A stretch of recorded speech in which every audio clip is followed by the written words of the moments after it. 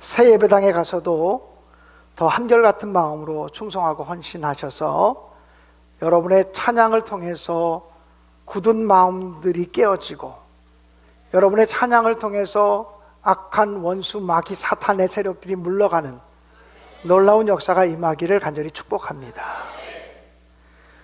오늘 우리 신내교회는 역사의 한 페이지를 넘기게 됩니다. 1988년 정충진 장로님 가정이 우리 교회가 서 있는 이 터전을 기증해 주셔서 91년도에 우리가 이곳에 새 예배당을 짓고 28년 동안 이곳에서 예배를 드렸습니다. 지금 우리는 이 예배당에서 마지막 예배를 드리고 있는 것입니다. 물론 이번 한 주간 동안 새벽 기도회, 수요 예배, 금요 심야 기도회가 아래층 기도실에서 열리겠지만 오늘 2부 예배까지를 마치면 이 대배실은 클로스합니다. 그리고 음향기기들을 띄워서 저쪽 예배당에 갖다 붙여야 되고, 또 영상 프로젝트 이런 걸 여기서 필요한 걸 띄워서 붙여야 되고, 그래서 여기 빨리 저쪽 공사를 또 진행해야 되기 때문에 여기 거를 띄워서 가져갈 것들이 있기 때문에 이 예배당을 클로스하는 것입니다. 만약에 다 버리고 가는 것이라면 한 주간 더 드릴 수도 있겠는데, 그렇지 않아서 이 예배당을 오늘 오전 예배로 크로스하게 됩니다.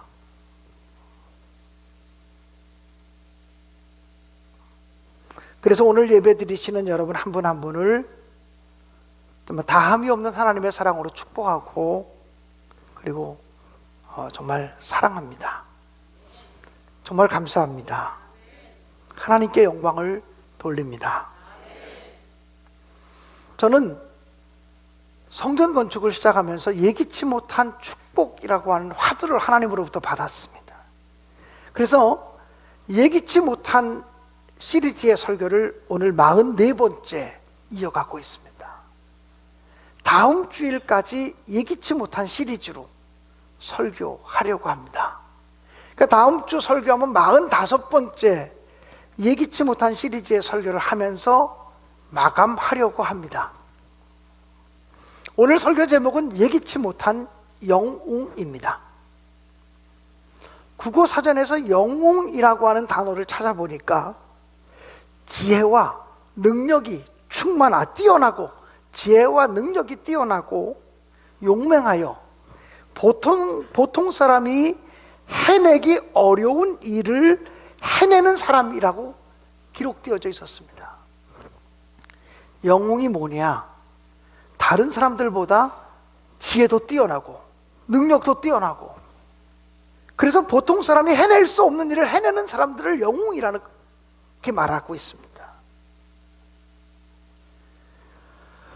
스탠포드 대학에 짐 콜린스라고 하는 분이 계십니다.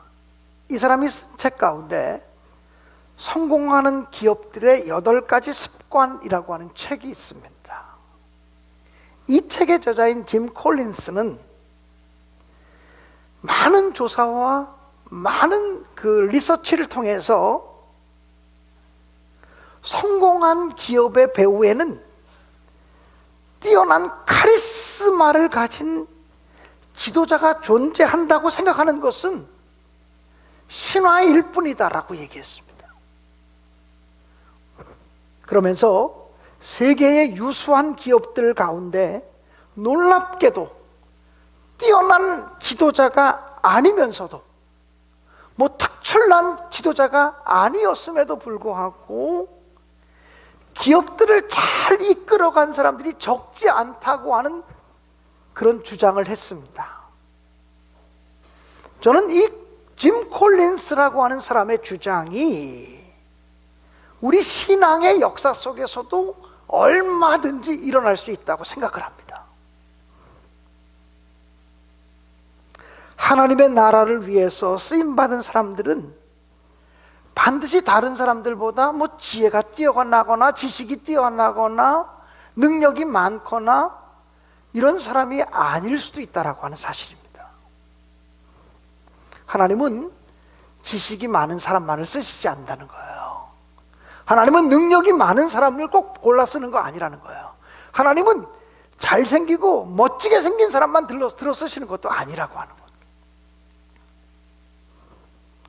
사람들은 스펙이 좋은 사람을 찾지만 우리 하나님이 사람을 찾으시는 조건, 하나님이 지도자로 세우시고 일꾼으로 사용하시는 조건이 어떤 스펙이나 또 그 사람의 어떤 경력이나 그 사람의 어떤 능력이 아니라고 하는 사실을 우리는 성경을 통해서 발견할 수 있습니다.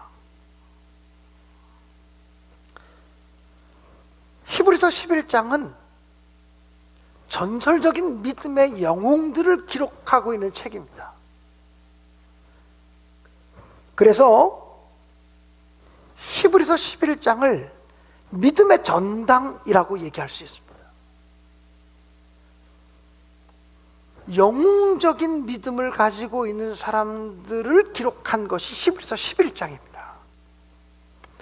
그런데 히브리서 11장을 읽다 보면 전혀 영웅적이지 않고 전혀 뛰어나지 않고, 아니 어떻게 이런 사람이 믿음의 영웅들을 모아놓는 그 역사 속에 이 사람이 들어갈 수 있었을까? 이렇게 생각하는 사람들이 몇몇 있습니다. 그 중에 대표적인 사람이 저는 라합이라고 생각이 됩니다. 그래서 이 라합이라고 하는 사람은 정말 예기치 못한, 누구도 상상할 수 없는 영웅의 반열에 들어간 사람이라고 말씀드릴 수 있습니다. 우선 라합은 여성이었습니다. 당시에는 여성의 인권이 전혀 존중받거나 보장받지 못했던 그런 시절이었습니다. 이 라합이라고 하는 사람은 이스라엘 사람들의 입장에서 보면 이방인입니다. 게다가 이 여인은 기생이었다고 성경은 기록되어져 있습니다. 기생이라는 표현은 우리말 번역을 점잖하게 해서 기생이지 실상은 매춘부요 창녀였다라고 하는 말입니다. 길거리 여자였다라고 하는 말입니다. 그런데 이런 여인이 우리가 영원히 본받아야 되는 믿음의 전당에 그 이름이 올라갔다? 여러분, 이거 상상할 수 없는 일입니다.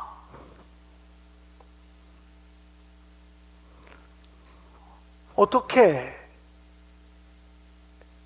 라합이라고 하는 사람이 믿음의 영웅이 되어질 수 있었을까? 어떤 사람이 믿음이 있는지 없는지를 객관적으로 볼 수 있는 기준이 뭐냐면 그 사람의 신앙 고백입니다. 어떤 사람이 어떤 믿음의 고백을 하는지를 살펴보면 그 사람의 믿음의 진정성을 조금 헤아려 볼 수가 있는 것입니다. 사도 바울은 신앙 고백이 구원의 조건이라고 선포하기도 했습니다. 사람이 마음으로 믿어 의에 이르고 입으로 시인하여 구원에 이르느니라. 즉 우리의 신앙이 머무는 곳이 우리의 마음이라면 우리의 입술은 신앙이 고백되어지고 신앙이 선포되어지는 거룩한 지성소라고 하는 말입니다. 그런데 이 마음과 입술은 결코 모순되어질 수가 없습니다. 마음은 없는데 입술로만 고백한다면 그것은 위선입니다. 마음은 있는데 입술로 고백하지 못한다면 그것은 비겁한 침묵이라고 말할 수 있습니다. 여호수아서를 읽어보면 기생 라합이 이스라엘의 정탐꾼을 만나서 이렇게 고백합니다. 우리가 하나님에 대해서 듣자 곧 마음이 녹았고 너희로 말미암아 사람이 정신을 잃었나니 너희 하나님 여호와는 위로는 하늘에서도 아래로는 땅에서도 하나님이시로다. 하나님의 이름을 듣는 순간, 하나님이 행하신 일을 듣는 순간 두려워서 마음이 녹았다고. 그리고 너희가 믿는 그 하나님은 위로도 하나님이요 아래로도 하나님이시라고. 이방 여인인 기생 라합이 이렇게 고백합니다. 한 걸음 더 나아가서 이 여인은 이렇게 고백합니다. 여호와께서 이 땅을 너희에게 주신 줄을 아노라. 이스라엘 백성들조차 하나님이 그 가나안 땅을 자기들에게 축복으로 주신다고 하는 것을 의심했습니다. 하나님의 그렇게 많은 기적과 하나님의 그렇게 많은 권능과 하나님의 능력을 그렇게 많이 경험했음에도 불구하고 하나님이 주시겠다고 하는 가나안 땅을 정말 하나님이 우리에게 주실까? 의심했습니다. 그 땅에 살고 있는 기골이 장대한 아낙 족속들을 보고 우리는 이길 수 없다, 그들을 그 땅을 차지할 수 없다고 절망했습니다. 그런데 이방 여인, 하나님과 전혀 관계가 없는 이 여인이 하나님이 하신 일에 대한 소문만 듣고서도 마음이 녹았고 하나님 앞에 굴복했고, 이 여인은 하나님께서 이 땅을 너희에게 주신 줄을 아노라, 이미 하나님이 주셨다고 믿음으로 고백하고 있는 것을 보게 됩니다. 여러분, 안다라고 하는 이 말이 대단한 고백입니다. 바울 사도는 디모데 후서 1장 12절에서 내가 고난을 받되 부끄러워하지 아니함은 내가 믿는 자를 내가 알기 때문이라. 내가 하나님을 알기 때문에 내가 고난받아도 부끄럽지 않다, 이렇게 고백했거든요. 여러분, 얼마나 하나님을 아느냐, 이것이 우리 믿음의 수준입니다. 그래서 우리는 하나님 더 알고 싶어요. 하나님을 더 알고 싶어요. 거룩하신 하나님, 존귀하신 하나님을 내가 더 알기 원합니다. 이것이 우리의 평생의 기도의 제목이 되어야 할 줄로 믿습니다. 우리가 은혜롭게 부르는 찬송가 가사 속에는 이런 가사가 있습니다. 내가 믿고 또 의지함은 내 모든 형편 아시는 주님 늘 돌보아 주실 것을 나는 확실히 아네. 여러분, 하나님이 나를 돌보실지 안 돌보실지, 하나님이 나를 도우실지 안 도우실지, 하나님이 나를 위해서 일하실지 안 일하실지 그때 가봐야 알지. 이런 믿음의 수준 갖고는 믿음의 전당에 우리의 이름이 올라갈 수가 없죠. 그러나 기생 라합은 비록 이방인이었고 천한 신분의 여인이었지만, 부끄러운 과거를 가지고 있는 여인이었지만, 내가 하나님을 안다고, 하나님이 행하실 일을 안다고 고백하지 않습니까?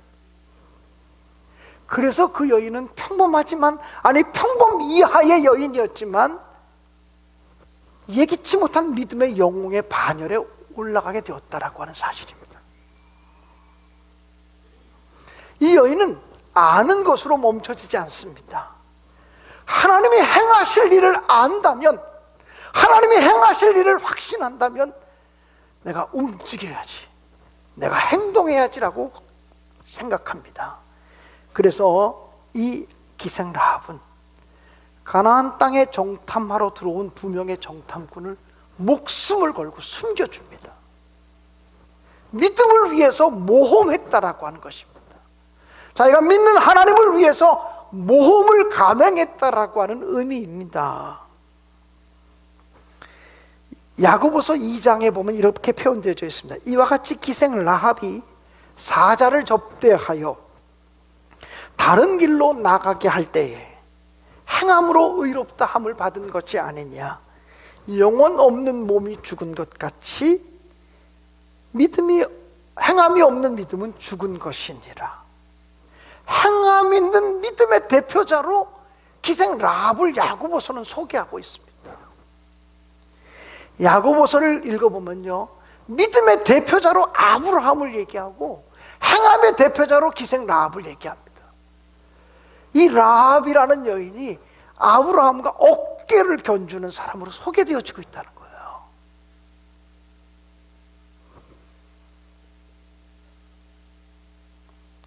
여러분, 라합이 정탐꾼들을 보호해 주었다고 해서 당장 얻는 것은 아무것도 없었습니다. 오히려 목숨이 위태로워졌을 따름입니다. 그러나 라합은 자기가 확실히 아는 하나님을 위해서, 확실히 아는 하나님의 영광을 위해서 믿음으로 결단했고 믿음으로 행동했다는 것입니다. 초대 교부 중에 한 사람이었던 크리소스톰이라고 하는 사람은 나는 하나님을 믿는다, 불합리함으로 하나님을 믿는다라고 고백을 했습니다. 내 머리로, 내 지식으로, 내 경험으로 하나님이 다 이해되기 때문에 믿는 것이 아니라 불합리한 거로 하나님을 믿는다라고 고백을 했습니다. 그리고 이 크리소스톰은 얘기하기를, 온 세상이 나를 반대한다면 나 또한 세상을 반대하리라. 온 세상이 예수 믿는 나를 반대한다고 해서 내가 주눅들지 않는다. 내가 세상을 반대하면 되지. 자신 있게 대답을 했습니다. 사람이 무섭습니까? 사람의 눈초리가 두렵습니까? 사람의 시선이 두렵습니까? 하나님을 더 크게 보지 않기 때문에 그런 것입니다.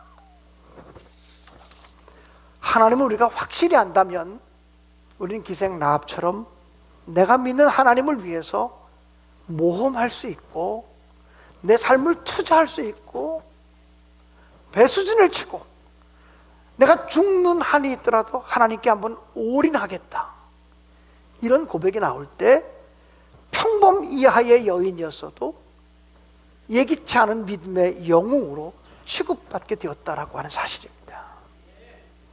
기생 라합은 어떤 보상을 받았을까요? 이스라엘 백성들이 가나안 땅을 점령할 때 기생 라합뿐 아니라 그의 가족 모두가 다 구원받았습니다. 한 사람의 믿음을 통해서 가족을 구원하는 놀라운 역사가 나타났다라고 하는 사실입니다. 뿐만 아니라 예수님의 족보에 기록되는 사람이 됐어요. 예수님의 조상이 되었습니다. 이 천한 여인이 연약함과 부족함을 한없이 많이 갖고 있는 이 여인이 예수님의 족보에 이름이 기록됩니다. 또 히브리서 11장에는 믿음들의 영웅들에 기록되는 믿음의 전당에 그 이름이 당당하게 올라가는 축복을 얻게 됩니다.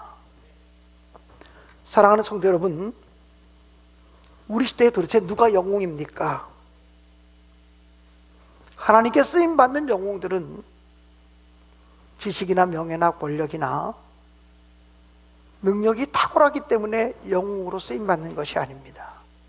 라합처럼 평범하지만 하나님을 두려워할 줄 아는 사람, 라합처럼 평범 이하의 사람이라고 할지라도 하나님을 위해서, 믿음을 위해서 모험할 수 있는 사람, 하나님을 위해서 생명을 내놓고 결단할 수 있는 사람, 이 사람이 우리 시대의 영웅이, 믿음의 영웅이 되어질 수 있다라고 하는 사실입니다.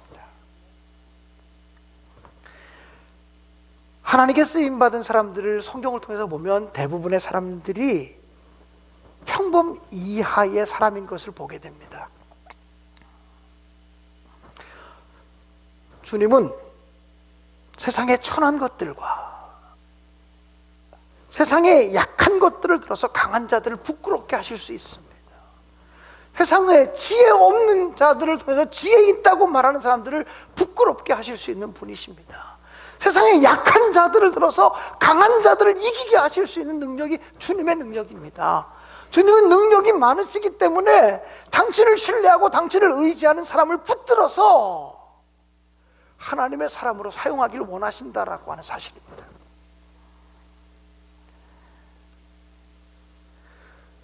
하나님께 순종해서 64년 전에 구리시 양원불악에 천막을 치고 교회를 세우신, 그리고 우리 교회를 개척하신 어쩌면 유상금 속장, 저는 이름도 모르지만 유상금 속장님이 하나님 나라에서는 영웅으로 취급받을지 모릅니다.